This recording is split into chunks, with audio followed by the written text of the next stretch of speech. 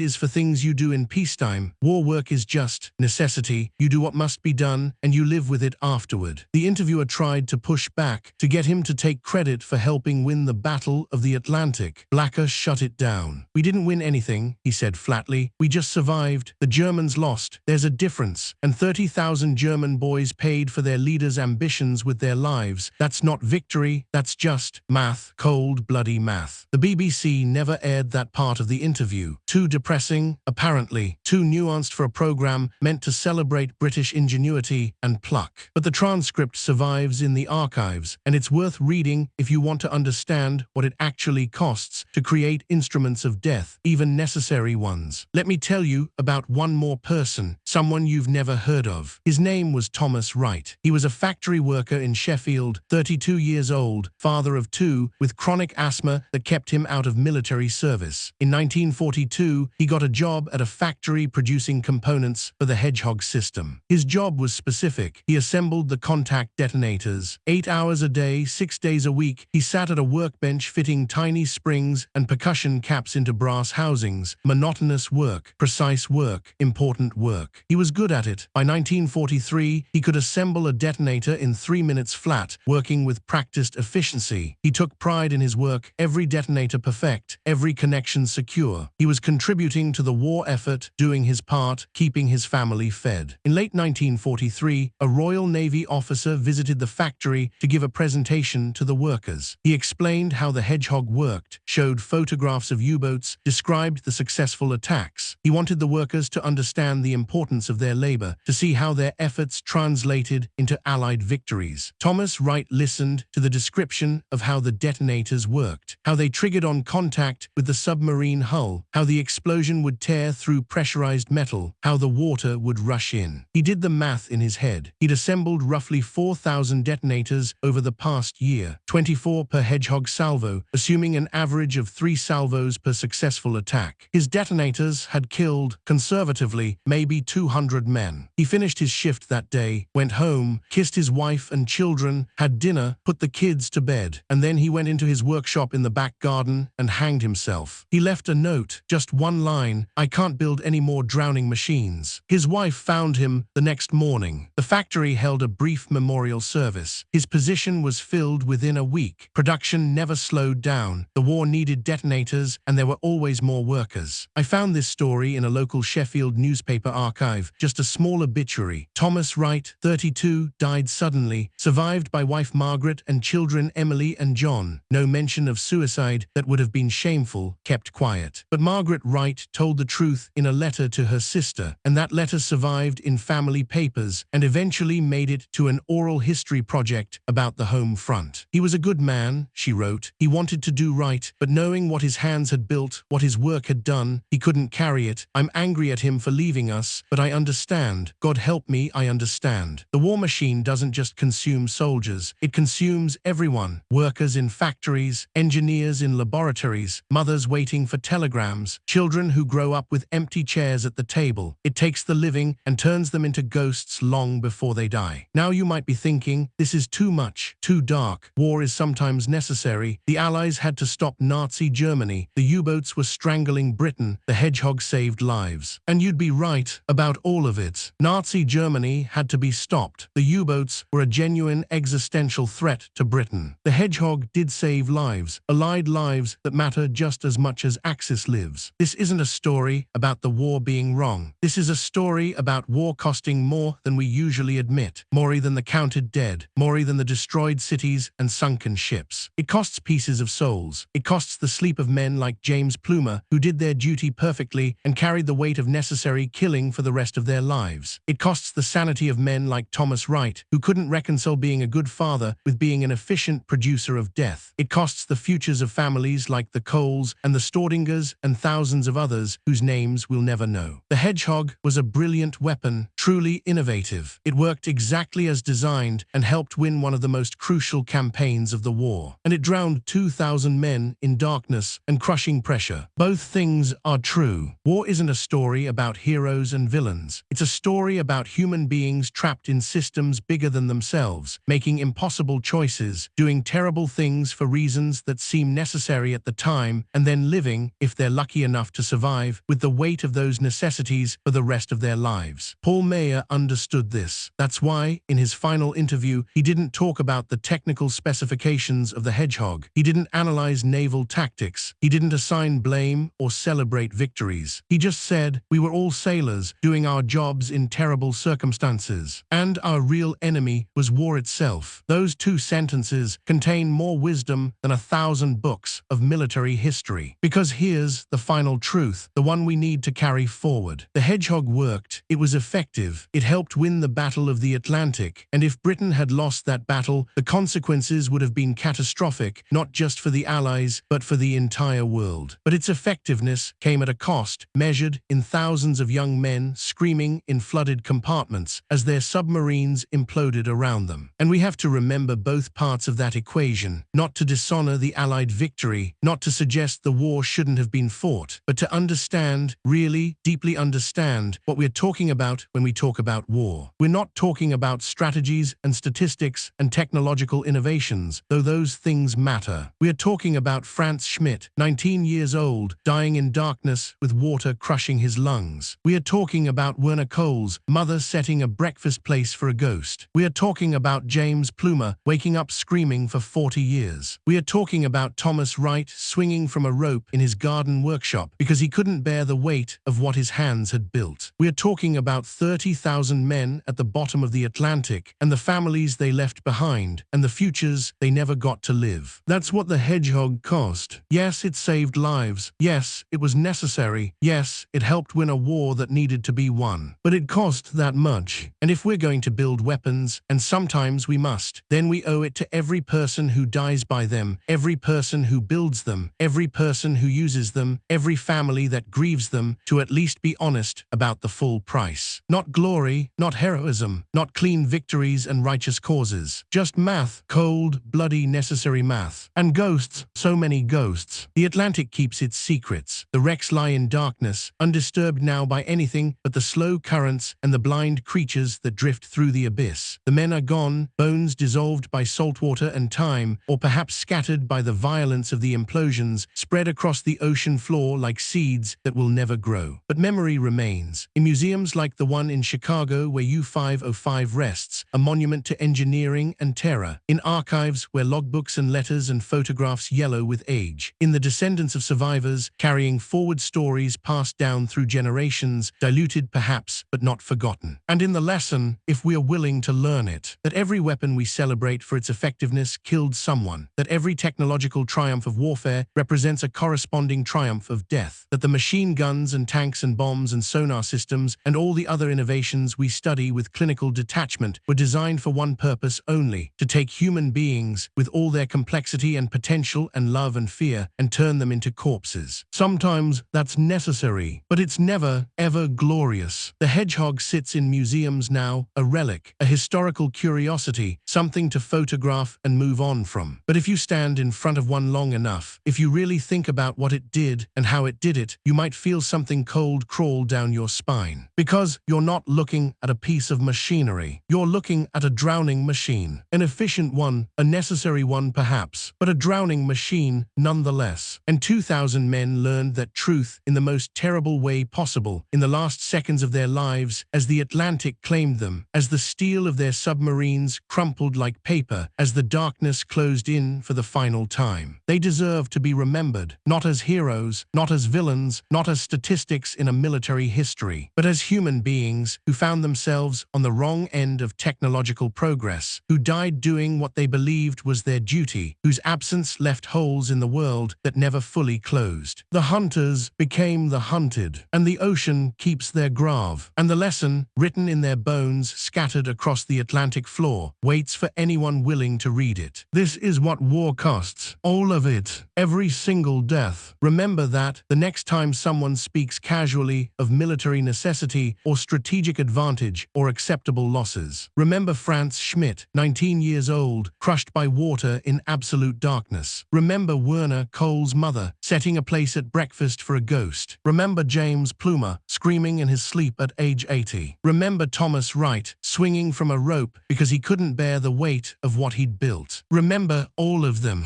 all 30,000, all the families, all the ghosts, because if we forget, if we reduce this story to just the Hedgehog was an effective anti-submarine weapon that helped win the Battle of the Atlantic, then we've learned nothing. And we'll do it all again, and again, and again, until someone, somewhere, finally understands that there are no clean kills, no surgical strikes, no acceptable casualties. There are just human beings, and the weapons we create to destroy them. And the cost, always the cost. The Atlantic remembers. We should too.